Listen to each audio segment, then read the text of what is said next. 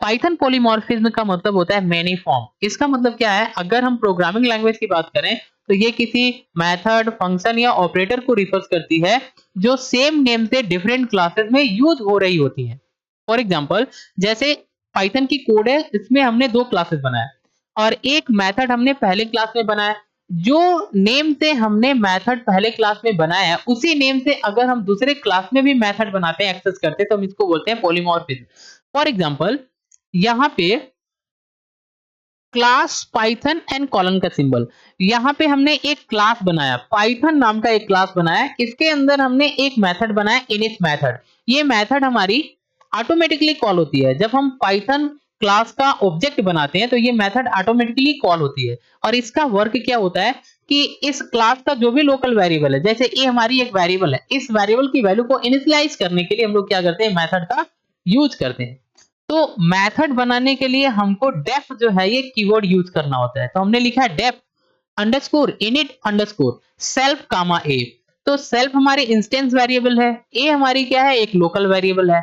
Instance variable की help से हम लोग क्या करते हैं, लोकल वेरिएबल की वैल्यू को एक्सेस करते हैं। तो कैसे करते हैं, यहाँ पे हमको लिखना होता है self dot A equal to ए।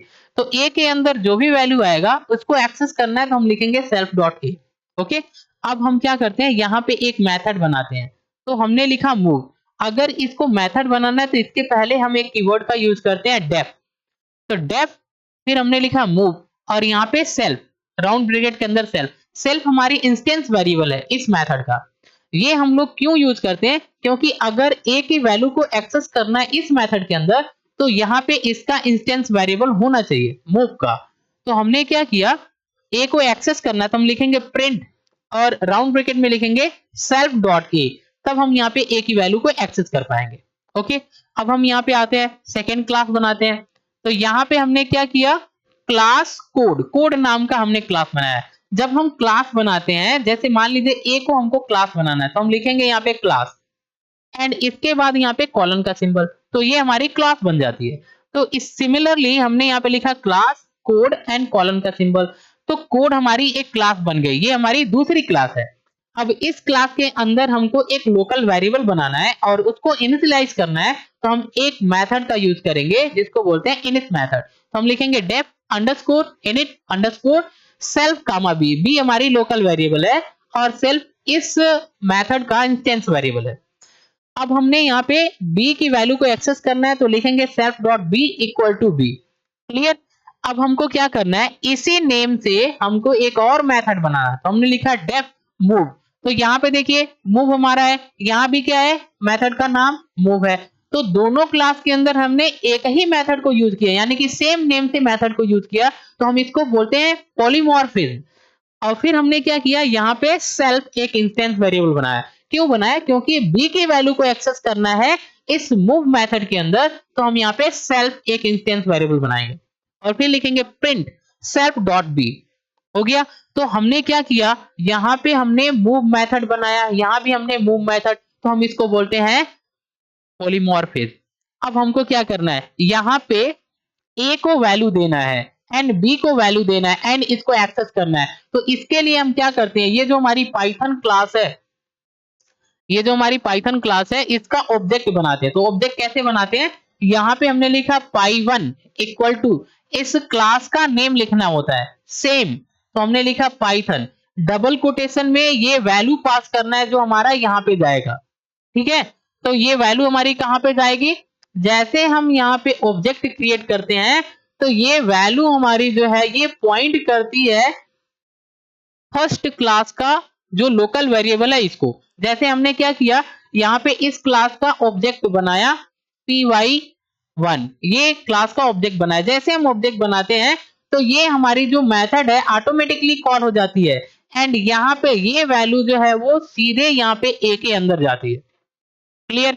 अब हम क्या करते हैं, इस क्लास का ऑब्जेक्ट बनाते हैं। तो हमने लिखा कोड1 इक्वल टू कोड, यहाँ पे क्लास का नाम कोड एंड डबल कोटेशन में वैल्यू पास करना है जो हमारी इस लोकल वेरिएबल में चली जाए। तो हमने डबल कोटेशन में जावा दिया, तो जावा कहां पे जाएगा, बी के अंदर जाएगा।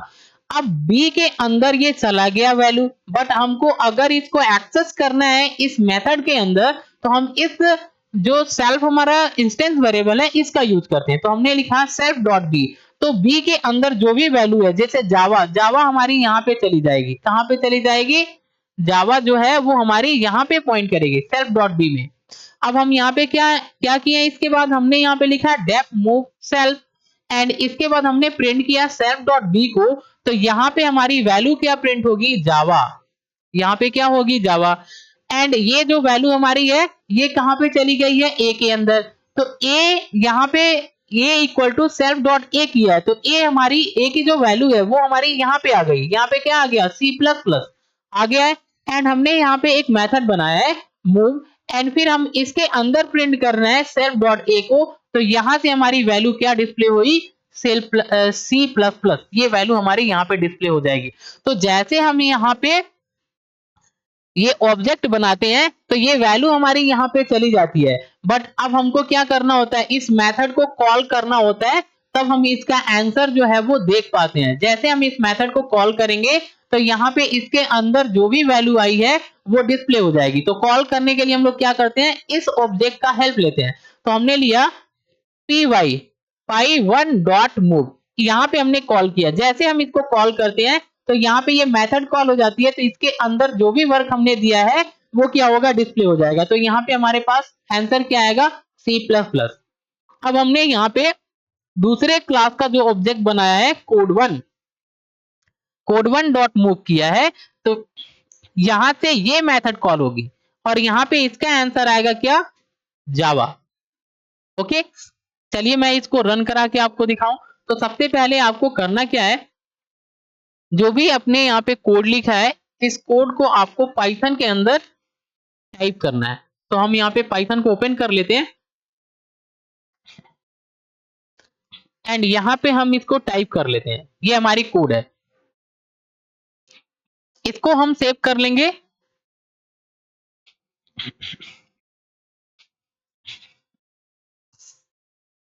CC.py से हम इसको सेव कर लेते हैं। अब हम इसको रन कर आते हैं, सॉरी C.py से हमने क्या किया, इसको सेव कर लिया। अब हम इसको रन कर आते हैं,